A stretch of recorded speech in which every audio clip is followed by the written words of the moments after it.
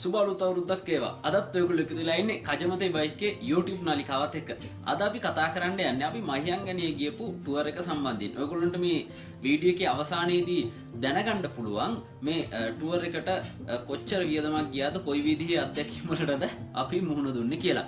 පළවෙනියටම කියන්න ඕනේ මේ ටුවර් එකට සාමාන්‍යයෙන් කිලෝමීටර් 250ක වගේ දුර ප්‍රමාණයක් තිබුණා. හරි. අපි නුවරින් පටන් ගත්තේ නුවර මහියංගනේ නාගදීපේ. නාගදීපේ කියලා කියන්නේ මේ මහියංගනේත් තියෙනවා නාගදීපේ කියලා එකක්. ඒ වගේම අපි ආයේ ගියා සෙනසුන්ගල කියලා මේ ගල් ගුහා වලින් ගල් ගුහාවක හදලා තියෙන පන්සලකටත් ඔයගොල්ලන්ට අපි මේ වීඩියෝ එක බලද්දී තේරෙනවා ඇති අපි කොයි විදිහේ තැන්වලටද ගියේ කියලා.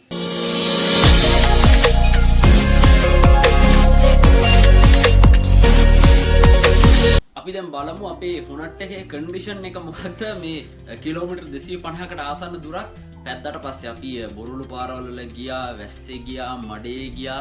හරි ලොකු මේ ගල් තලාවල් වල ගියා. හරි අපි දැන් බලමු හොනට් එකේ කන්ඩිෂන් එක මොකක්ද මේ කිලෝමීටර් 250ක් පැද්දට පස්සේ කියලා. දැන් ඔයගොල්ලන්ට පේනවා ඇති මීටරේ තියෙනවා කිලෝමීටර් 235.8. ඒ කියන්නේ සාමාන්‍යයෙන් කිලෝමීටර් 250කට ආසන්න සංඛ්‍යාවක් අපි ඊයේ පැද්දා. ඔක 235යි කියලා කියන්නේ සාමාන්‍යයෙන් මම ගෙදර ඉඳන් අපේ තියෙනවා සෙඩ් එකටත් කිලෝමීටර් 6ක් වගේ. ඒතර ඒ 6ක් දහවම 241ක් වගේ තියෙනවා. මේ 250ට ආසන්න දුරක් ඊයේ පැද්ද. මෙන්න ඉස්සර ටයර් එක අවුලක් නැහැ. හරිද? මේ කන්ඩිෂන් එකෙන් තමයි පැද්දේ. ඔයගොල්ලන්ට පේන ඇති අම්මට සිටි වෙන්න මේකේ මේ මඩ. මොකද ඊයේ මේ බොරළු පාරවල්, අර පාරවල්, මේ පාරවල් හැම පාරෙම ගියා. හරි මේ රේඩියේටරේ තියෙනවා සෑහෙන්න මේ මඩ. මං හිතන්නේ පේනවා කැමරාවට. මේක මගේ මහියංගනේ මේ විහාරයට හැද්දේ හරිහින් මේ අයගෙඩේගේ වතුර බෝතලයක් ඉල්ලන මේක සුද්ධ කරගත්තා. රේටිය නැත්තම් හීට් වෙන බයික් එක මේ මඩ පාරක හොඳ බොරළු පාරක ගියා අපි. ඊට පස්සේ පිටිපස්සට આવොත් එහෙම මේ පිටිපස්සෙත් හොඳට මඩ ඇවිල්ලා තියෙන්නේ. හරි මේ බ්‍රේක් පෑඩ් එකක් කිවිලා මේ ඒ වගේම තමයි මෙන්න පිටිපස්ස ටයරය. හරිද? අම්මට සිරියලා තියෙන්නේ පිටිපස්ස ටයර් එක ගෙවිලා කට නැහැ. මේ විදිහ තමයි ඊයේ පැද්දේ. මෙතන මේ ඉරිතලප එකක් තියෙනවා. මේ ඔයගොල්ලන්ට පේනවා ඇති කියලා හිතනවා කැමරාවේ. හරි මේ ඕක තමයි ඊයේ බයිසිකලේ කන්ඩිෂන් එක සාමාන්‍යයෙන් කිලෝමීටර් 250ක් පැද්දට පස්සේ. රයිට් අපි ඉන්නේ හරියට මැද මහනුවර පහු කරමින් තමයි දැන් මේ යන්නේ. හරියටම අපි දැන් කිලෝමීටර් 50ක් ඇවිල්ලා තියෙනවා.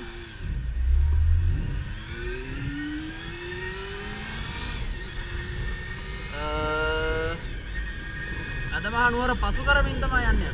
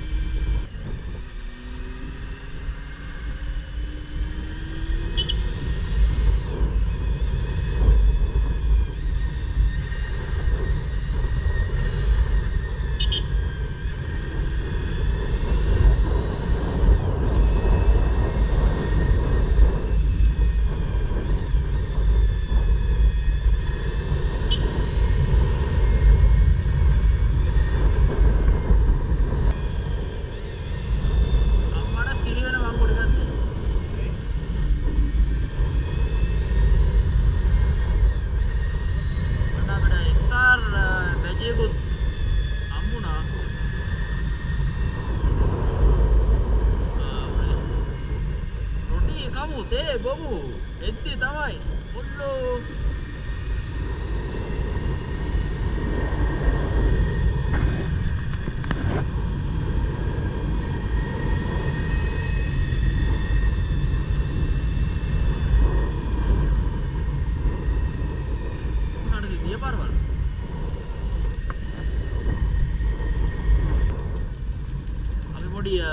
බණ්ඩක් අපාරක් ගහන්න යන්නේ මල්ලිපොඩ පිටිපස්සට උණන් වංගුවේ බත් කඩේ හරි ආමර ලස්සන වල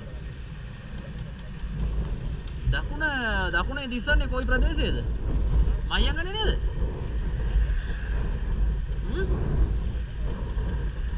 නෑ මේ පැත්ත නකල් සර පැත්තනේ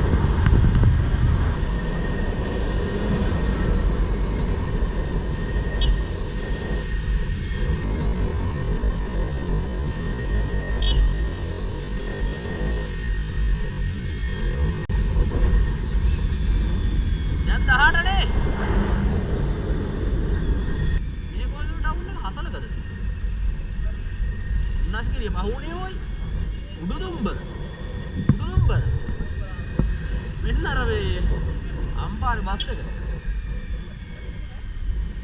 එන්නද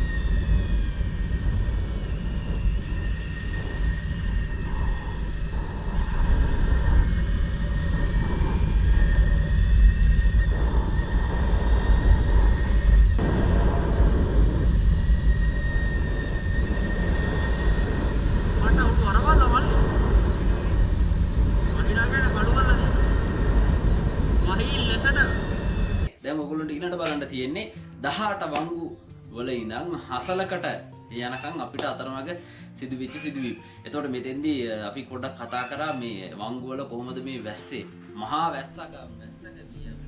වැස්සේ යතුරුපැදිය කොහොමද ආරක්ෂාකාරීව පදින්නේ කියලා තමයි පොඩ්ඩක් කතා කරා මේ වීඩියෝ එකේ. මං හිතන්නේ ඇහෙන්නේ නැති මොකද පට්ට වැස්සේ තමයි මේ වීඩියෝ එක අපි කරන්නේ. මේ හෙල්මට් එකේ තමයි කරාව ගහගෙන ගියා. අර වැහි බින්දුත් එක්කන සට ගාලා මේ ඇහෙනවා මේ වීඩියෝ එක. ඔයගොල්ලෝ පොඩ්ඩක් බලන්න පොඩ්ඩක් රස විඳින්න. ඒකේ සිදුවෙච්ච සිදුවීම් එකතැනක චුට්ටක් ලිස්සුවත් සයිකලේ අපි බලමු මේ වීඩියෝ එකේදී අපිට මොනවද හම්බෙන්නේ විශේෂ සිදුවීම් කියලා. ඔන්න අපි 18 පළවෙනි වංගුවෙන් පටන් ගත්තා. පොඩි වැස්සකුත් එන සීන් එකක් තියෙන්නේ. බලමු. වාහනයක් එන්නේ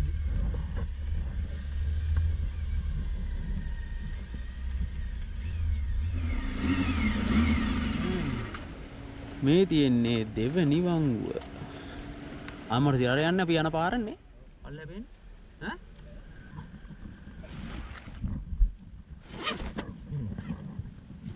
උයි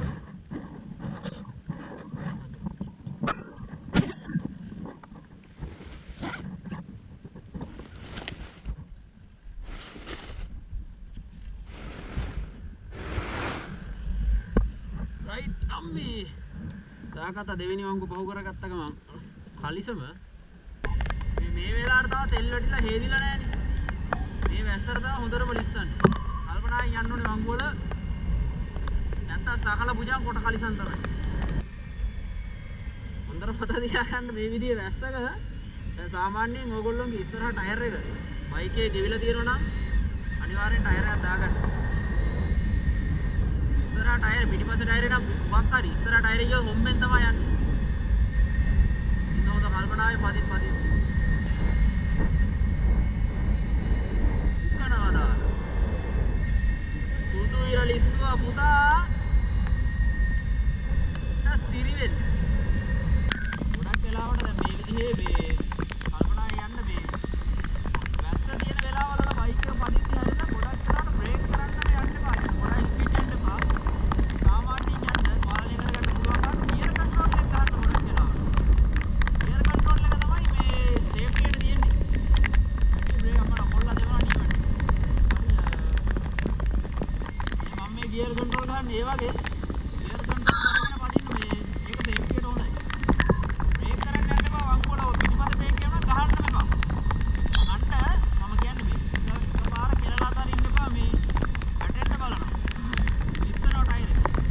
ගියර් කන්ට්‍රෝල් එක ගහන එක වංගුවට කලින් ගහන්න ගියර් කන්ට්‍රෝල් එක ගහන්න. වංගුවට කලින් ගහන්න වංගුවේ ගහන්න එපා. වංගුවේ අපි නමන්නේ ගියර් කන්ට්‍රෝල් එක ගහද්දි මේ ගොඩක් කරලා ලිස්සන්න පුළුවන්. ඒක නිසා කල්පනාවේ පදින්න. කතා කරන්න ඕනේ අපි මේ හරියද්දි පොල්ලතු දෙකක් තියව පාරවල අපි ඒවත් අයින් කරගෙන තමයි ගියේ මේ ඒකත් ඔයගොල්ලන්ට බලා ගන්න පුළුවන්.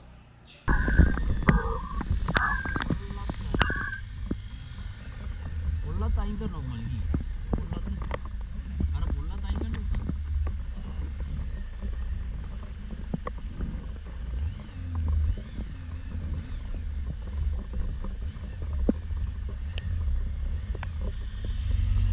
පොල්ලත් අක්කලා දිහා පොඩ්ඩක් අයින් කරලා යනවා නැත්නම් අපි වගේ මේකේ කෝගේ දෙරි ගහනවා.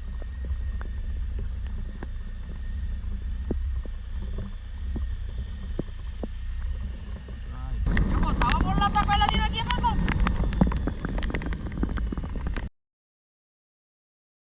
හිත හාල් කරන්න.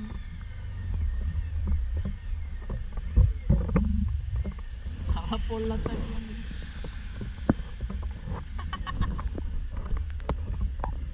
මේ පොල්ලත් විතරද කොහෙද පාරේදී? ඔන්න අපි දැන් හසලක පහු කරලා මහියංගනයට ආව. මහියංගනට ඇතුළු වෙනවා. මහියංගනේට එන්නේ අපි වැස්සත් අරගෙන. මහියංගනේ නතර කරලා ඉදී පට්ට වැස්සක් මහියංගනේට දීපේ. ඔයගොල්ලන්ට වෙනදි මහියංගනේට එන වැස්ස. අපි මොනක් රාජ්‍යයක් නෑදී ඉස්සරහා. මහියංගනේට ආවට පස්සේ අපි ගියා මේ මහියංගනේ මේ වැව මැද හදලා තියෙන බුදු පිළිමයට. මේක ඉතාමත් ලස්සන අලංකාරවත් ස්ථානයක් ඔයගොල්ලන්ට බලා ගන්න පුළුවන් මේකේ සුන්දරත්වය කොයි විදිහකද කියලා.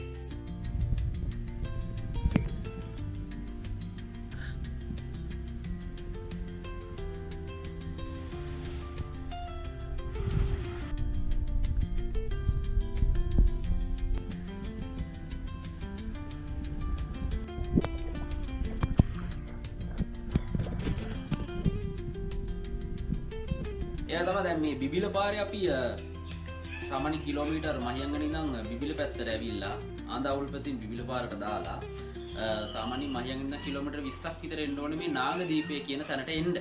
හරිද? ඒතර පාරේ අයින් තියෙන නාගදීපය කියලා ගාලා මේ නාගදීපයට යන්න ඕනේ කිලෝමීටර් 6ක් වගේ තියෙන එතන මහ පාරේ ඉඳන් 6ක් නෙවෙයි කිලෝමීටර් 3ක් 4ක් වගේ මේ ඒතර නාගදීපේ හමු වෙනවා අපිට. හරියටම නාගදීපේ රජමහා විහාරේ කියන හැරෙන තැන මේක බිබිල පාර. බිබිල පාරේ ඇවිල්ලා තමයි හැරෙන්න තියෙන්නේ. අපි නාලා ඉන්නේ අම්මට සිරි වෙන්න. මොනවද නේ වෙල්ලේ ආය?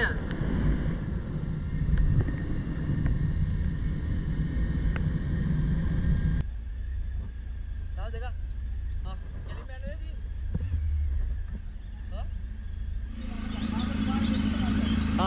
thank you.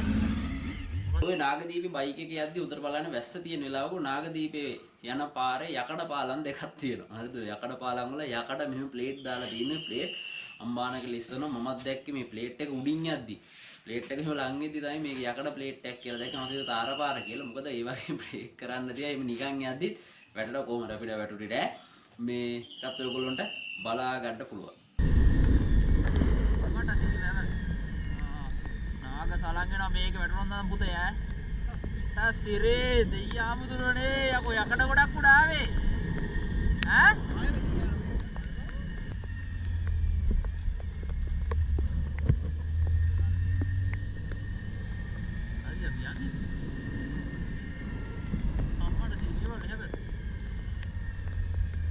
ඔයගොල්ලෝ මේ නාගදීපයේ දැන් අපි මේ ඉන්නේ නාගදීපේ හරි මේ නාගදීපේ අපි ඉද්දි ඔයගොල්ලන්ට දැන් බලා ගන්න පුළුවන් මේ නාගදීපයේ තියෙන මේ සුන්දර පරිසරය මේක ඉතිහාසය ගැන කතා කරමු සුන්දර පරිසරයේ මහා গুপ্ত භාවයක් තියෙන ස්ථානයක් අති විශාල අපි දැන් සාමාන්‍යයෙන් අපි මහියංගනේ පූජා නගරයට කියනවා.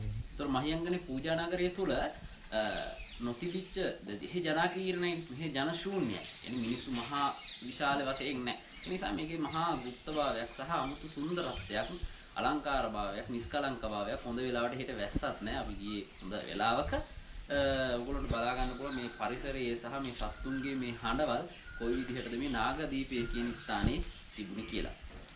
අපිට මේ නාගදීපය කියන ස්ථානය ගැන කතා කරද්දී මේක ඉතිහාසය පිළිබඳව කතා කරද්දී මේක කාවන්තිස්ස රජතුමාගේ කාලයට දිවෙන කාවන්තිස්ස රජතුමා කියන දුටුගැමුණු රජතුමාගේ ඉතිහාසය. කාවන්තිස්ස රජතුමා සහ දුටුගැමුණු රජතුමාගේ ඉතිහාසය දක්වා මේ නාගදීපේ භූමිය මේ ඉතිහාසයේ දිවෙන. ඒ කියන්නේ ක්‍රිස්තු පූර්ව 200 කියන අද දැන් අපි 2000 ක්‍රිස්තු වර්ෂ 2025 ඉන්නේ. එතකොට මේකට තව 200ක් ක්‍රිස්තු පූර්ව 200 දෙවෙනි සියවස කියලා කියන්නේ. තව අවුරුදු 200ක් එකතු කරොත් එහෙම අවුරුදු 2200කට කලින් 2225යි. මේ 25ත් එක ගත්තා. හරිද? එතකොට අවුරුදු 2225කට කලින් සිද්ධාස්ථානයකට තමයි අපි මේ ගියේ. ඒතර ඔයගොල්ලන්ට තේරෙන්නේ නැති කොච්චර ඓතිහාසික වැදගත්කමක් තියෙනවද කියලා. ඇත්තටම කිව්වොත් මේ වගේ තැන්වලට මිනිස්සු යන්නේ මිනිස්සු සාමාන්‍යයෙන් පොදු හැමෝම යන තැන්වලට යන්නේ මේ විදිහේ තැන්වලට ගිහිල්ලා මේවා දැක බලා ගන්න කියලා ඔයගොල්ලන්ට ආරාධනා කරනවා. ඒ වගේම මේකේ චෛත්‍ය දෙකක් තියෙනවා. මේ චෛත්‍ය දෙක කාවන්තිස්ස රජතුමා සහ දුටුගැමුණු රජතුමා හැදුවයි කියලා ඒ ජනප්‍රවාදයේ තුල ඉන්නේ. ඒ වගේම තමයි මේකට නාගදීපය කියලා නම හැදෙන්නට හේතු වෙලා තියෙනවා කියලා ජනප්‍රවාද දෙකක් තියෙන එකක් නාගදීපය කියන්නේ යාපනයේ තියෙන නාගදීපෙන් භික්ෂුන් වහන්සේලා මෙහි වැඩම කළ නිසා මේ නාගදීපය කියලා හඳුන්වනවා. අනිත් දේ තමයි බුදුරන් වහන්සේගේ මේ සූලෝදර මහෝදර මේ සටන් ආදිය සිදු වෙලා මහියංගනයට වැඩම කර නාගදීපයට වැඩියාය කියලා බුදුරන් වහන්සේ වැඩියාය කියන ස්ථානේ මේ නාගදීපය කියලා මිනිසුන් අතර මතවාදයක් තියෙනවා. කොහොම නමුත් විද්වතුන් අතර තියෙන මතවාදය තමයි බුදුරන් වහන්සේ වැඩම කළේ යාපනයේ තියෙන නාගදීපයට කියලා කියන එක. ඔක තමයි මේ නාගදීපය විහාර භූමිය පිළිබඳ මේක රජමහා විහාරයක්. මේකේ පුරාවිද්‍යා කැණීම් වර්තමානයේ තුලත් සිදු වෙනවා. ඒතර මේ වැවයි පන්සලයි ගමයි දාගබයි කියන එක බලා ගන්නට පුළුවන් මේ නාගදීපය කියපුවාම ඒ වගේ මේ නාගදීපේ පන්සල සමහර කොටස් මේ නාගදීපය වැව නිර්මාණය කරනකොට මම හිතන්නේ 1980 ගණන් වල ගමුදාව වැඩසටහනට තමයි මේ වැව නිර්මාණය වෙලා තිබෙන්නේ. ඒතකොට මේකට යට වුණා කියලත් මේකේ සමහර ස්ථාන ගෙමියන් අතර මතවාද පවතිනවා. ඕක තමයි මේ නාගදීපය පිළිබඳව අපිට කතා කරන්න තියෙන විස්තරය. නාගදීපයෙන් පසු අපි ගියේ සෙනසුන්ගලට. ඒතකොට මේ සෙනසුන්ගලේදී අපි මේ මහා රාත්‍රිය තමයි කරන්න බෑ අන්තර්ජාලයෙන් ලබාගත් ඡායාරූප කිහිපයක් මම මේ වීඩියෝ එකේ දාන්න. ඔක තමයි සෙනසුන්ගල මහියංගනටත් යන්න අමතක කරන්න එපා. නාගදීපය සහ සෙනසුන්ගල තියෙන ඉතාම කෙටි දුර ප්‍රමාණයක් තියෙන්නේ මේ දෙක අතර. ඉන්න අනිවාර්යෙන් සෙනසුන්ගලටත් යන්න. මේවා ජනාකීර්ණ ප්‍රදේශ නෙවෙයි කැලයක් මැදින් යන්න තියෙන්නේ. අපි උඩට එකේ ගියා අර ඔයගොල්ලෝ කලින් දකින්න තියෙන මඩ පාරවල් එහෙම ඇවිල්ලා තියෙන්නේ සෙනසුන්ගලට යන මාර්ගය තුල. මේක කාපට් පාරක් නම් නෙවෙයි තියෙන්නේ හොඳට ලිස්සනවා. ඊට පස්සේ අවසානයේදී අපි ගියා මහියංගනයට. මහියංගනේ චෛත්‍යයත් වැඳ පුදාගෙන තමයි අවසානයේදී නුවර බලාවේ. ඔයගොල්ලෝ එකතු වෙලා ඉන්න ඇති අද අපි වීඩියෝ එකේ කතා කරේ මේ මහියංගනේට ගියපු ට්‍රිප් එක ගැන. හරිද? ටුවර් එක ගැන. මේකට අපිට කීයක් වියදම ගියාද කියලා ඔයගොල්ලෝ හිතන්නට ඇති. අපි සාමාන්‍යයෙන් මම මගේ යාළුවෙකුයි ගියේ. අපි පළවෙනිටම මෙහිදී 3000ක තෙල් ගෙවුවා. සාමාන්‍ය 3000ක මේක සාමාන්‍ය 20ක් විතර වැඩ කරනවා. 3000ට කියලා ගියා ලීටර් 10යි කියන්නේ සාමාන්‍ය කිලෝමීටර් 200ක් වගේ යන්න පුළුවන් 3000ක් තෙල් ගහපුවාම. එතකොට එහෙදී ආපහු මම එද්දී ආය රුපියල් 1000ක ගහුවා. ඒතකොට 4000යි. ඊට පස්සේ මහියන් නේද කිව්වේ මේ 1000ක තෙල් මොකටද කියලා ගැහුවා. ඉතින් මගේ ඉන්න ඕනේ නෑනේ. හරි සාමාන්‍යයෙන් 200ක් යන්න පුළුවන්.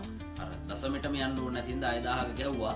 ඊට පස්සේ අපි මහියන් නිදා හුන්නස් ගිරියට ආවා. ටිකක් වේගෙ වැඩි මේ ආපු වේගයට වැස්සක් නැහැ මොකුත් නැහැ රෑනේ. අවුලක් නැහැ අපි ටිකක් වේගෙන් ආවා. මේ වේගෙන් ආපු නිසා මේ සාමාන්‍ය අර 20 වැඩ කරනට 20 වැඩ කරන්නේ සාමාන්‍යයෙන් 60 70ට 80ට වගේ ගියපුවහම මේක මේ 80 පන්නලා ටිකක් හයි RPM වල ආවා පොඩ්ඩක් වේගෙන්. ඒව වීඩියෝ කරන්න කරේ නැහැ රාත්‍රී පේන්නේ නැති හන්දා. ඊට පස්සේ අපි හුන්නස් ගිරියේ ඉඳමුත් කණ්ඩ නතර කරලා ඊට පස්සේ නැවතත් ආය හුන්නස් ගිරියට ඇත්තම කිව්වොත් ඒ විනාඩි 45න් වගේ අපි ගෙදරට ආව. කියන්නේ නුවර ඉඳමුත් එන්න තියෙන කිලෝමීටර් 20ක් වගේ මේ බයික් එකේ තොරතුරු හිතාගන්න පුළුවන් මේක නිසා ආයේ එන අතරමඟ ආයේ ඔවින්දත් ආයේ අපි උනට් එක පදිනවනේ ඒකින්ද ආයේ රුපියල් 500ක් ගතව තෙල් වලට ගිහලා තියෙනවා 4500ක් කන්න රුපියල් 600ක් විතර ගියා. ඔච්චර තමයි ඉතින් බජට් එක සෑහෙන අත්දැකීමක් ලැබුවා. මේ හොනට් එකේ ගියා කියලා මහා ලොකු වියදම් යන්නේ නැහැ. ඉතින් ওই විදිහට තමයි වියද. හරි මහා ලොකු වියදමක් නැහැ. ඇත්තම කතාවක් කිව්වොත් බෙජු දෙන සල්ලි දැම්මා වියදම කවර් කරගත්තා.